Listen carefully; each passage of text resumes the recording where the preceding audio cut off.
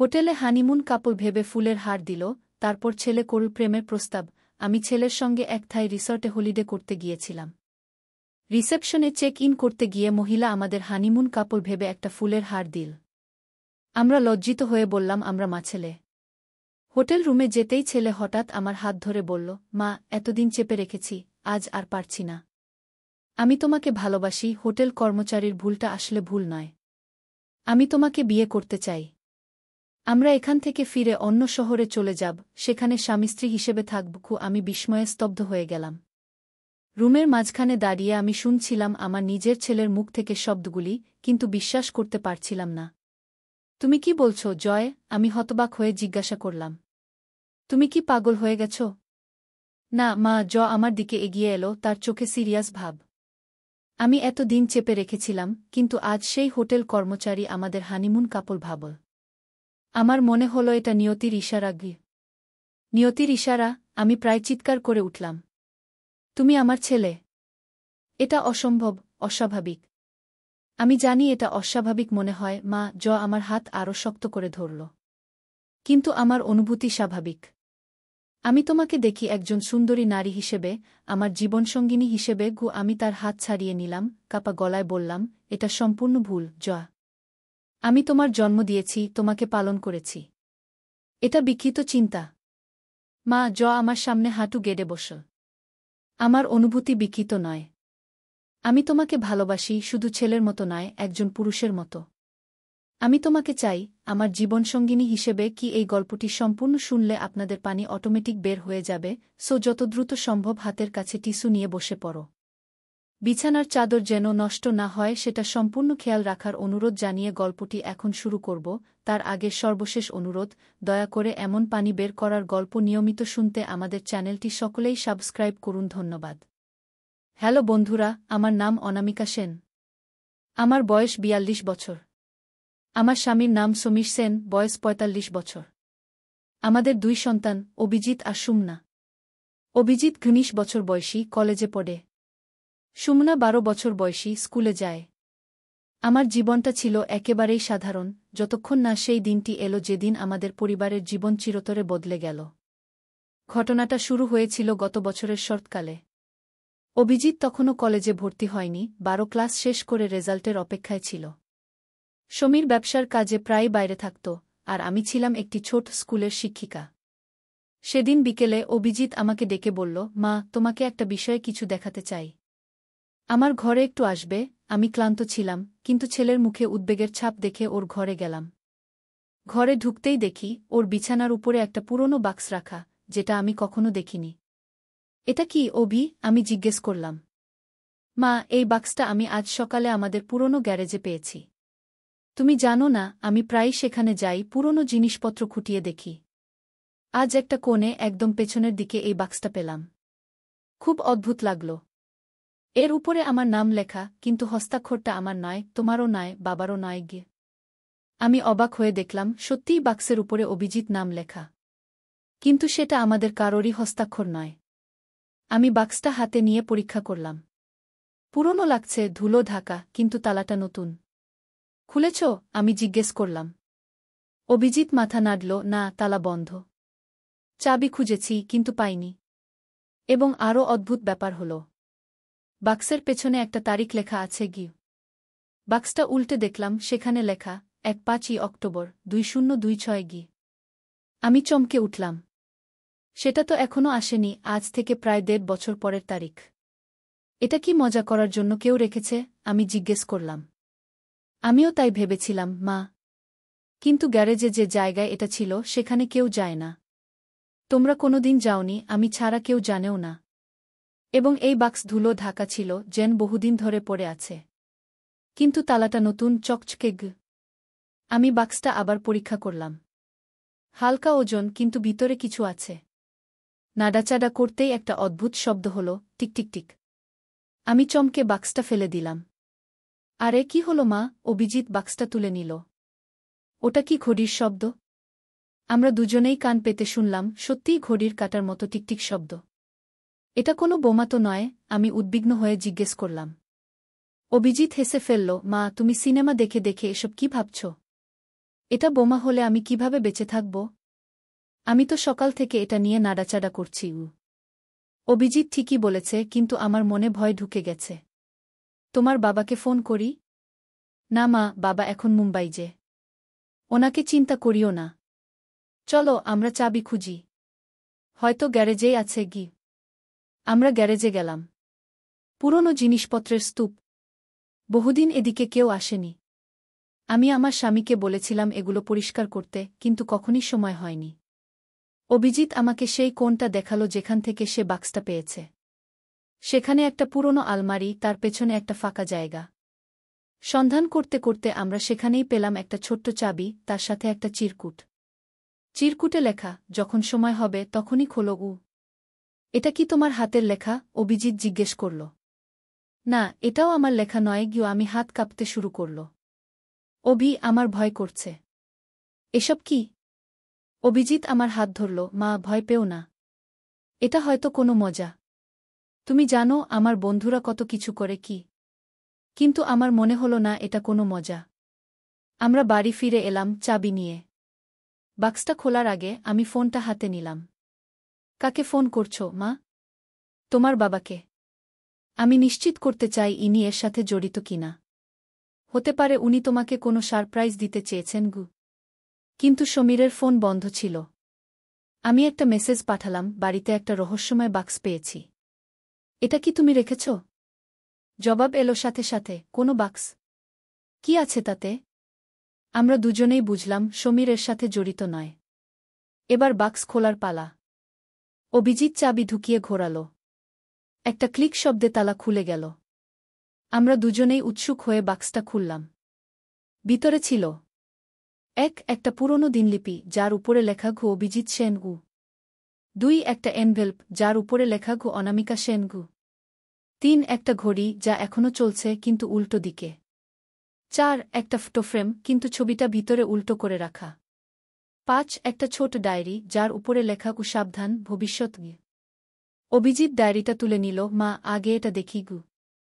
আমি বাধা দিলাম, না অভি। আমি নিশ্চিত নই এটা খোলা উচিত কিনা। এসব জিনিস খুব অদ্ভুত লাগছে আমার কাছে গু। মা, কেউ আমাদের সাথে মজা করছে। আমি দেখব কে করছে।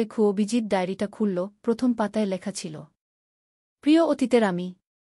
তুমি যেটা দেখেছ সেটা সম্ভব। হ্যাঁ, আমি তোমার ভবিষ্যৎ থেকে লিখছি। যদি তুমি এই চিঠি পাও, তাহলে আমার প্রযোগ সফল হয়েছে। আমি জানি তুমি বিশ্বাস করবে না, কিন্তু তোমাকে করতেই হবে। কারণ আমাদের পরিবারের জীবনের উপর নির্ভর করছে। আমি অভিজিৎ সেন 2026 সাল থেকে এই বার্তা পাঠাচ্ছি।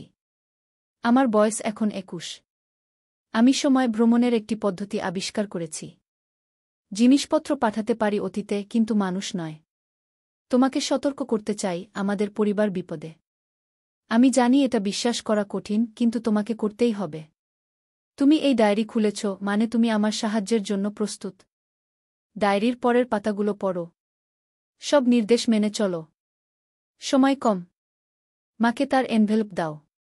ফটোফ্রেমের ছবি এখনও দেখো না। ঠিক সময়ে দেখতে হবে। ঘড়িটা উল্টো দিকে চলছে, কারণ এটা সময় গণনা করছে। যখন এটা থেমে যাবে তখনই ফটো দেখবে। তার আগে নয়। আমি তোমার ভবিষ্যৎ, তুমি আমার অতীত। আমরা একই ব্যক্তি।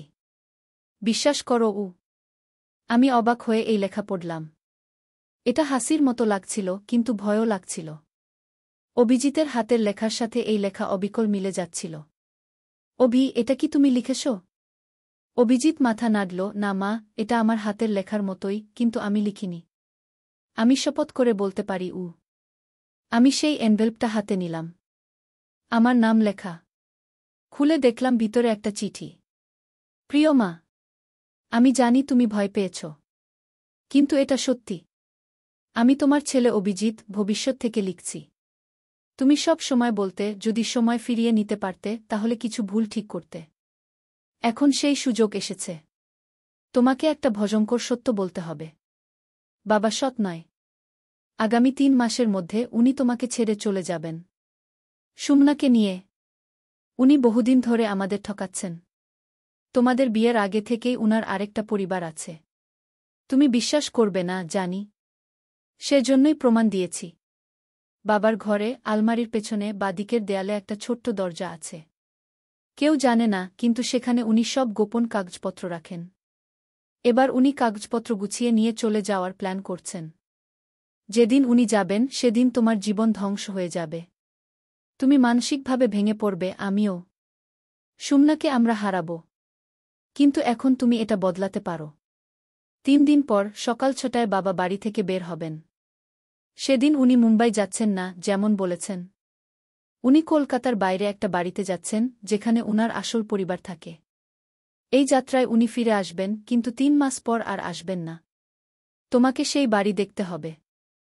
সেজন্য উনার পেছনে যেতে হবে। অবিশ্বাস লাগছে, তাই না? কিন্তু জেনে নাও, যদি তুমি এখনই না জানো, পরে আরও বেশি কষ্ট পাবে। ভবিষ্যৎ থেকে তোমার ছেলে, অভিজিৎ। পুনশ্চু, মা, তোমাকে আরও একটা কথা বলতে ভুলে গেছি। জানো কেন তোমরা সুমনাকে খুঁজে পাওনি? কারণ সুমনা আসলে বাবার অন্য পরিবারের মেয়ে। তোমার মেয়ে নয়। তোমাকে কখনো বলা হয়নি যে সুমনা দত্তক নেওয়া। এটা বাবার সবচেয়ে বড় মিথ্যা। যখন উনি সুমনাকে নিয়ে চলে যাবেন, বলবেন সুমনা উনার আসল পরিবারে ফিরে যাচ্ছে গিয়ে। আমি চিঠিটা পড়ে কেঁপে উঠলাম। এটা সত্যি হতে পারে না। আমি সমীরকে চিনি, 19 বছর ধরে আমরা বিবাহিত। গিনি এরকম করতে পারেন না। সুমনা আমার মেয়ে নয়। এ কি পাগলামি! কি হয়েছে মা? তুমি ফ্যাকাশে হয়ে গেছ। অভিজিৎ আমার দিকে চিন্তিত হয়ে তাকাল। আমি তাকে চিঠিটা দিলাম। ও পড়ল, তারপর বলল, এটা কি সত্যি হতে পারে মা? বাবা এমন করতে পারেন? সুমনা আমার বোন নয়। অভি, এটা পাগলামি। কেউ আমাদের সাথে বিকৃত রকমের মজা করছে। সুমনা আমার মেয়ে, আমি নিজে ওকে জন্ম দিয়েছি গু। তাহলে কে এসব করছে? এবং কেন? আমরা দুজনেই ভয় পেয়ে গেছি। এই সময় আমার ফোন বেজে উঠল। সমীর। আমি ফোন ধরলাম। অনামিকা, আমি কাল ফিরব না। আরও 3 দিন লাগবে কি? তার কণ্ঠ শোনাল একটু অদ্ভুত।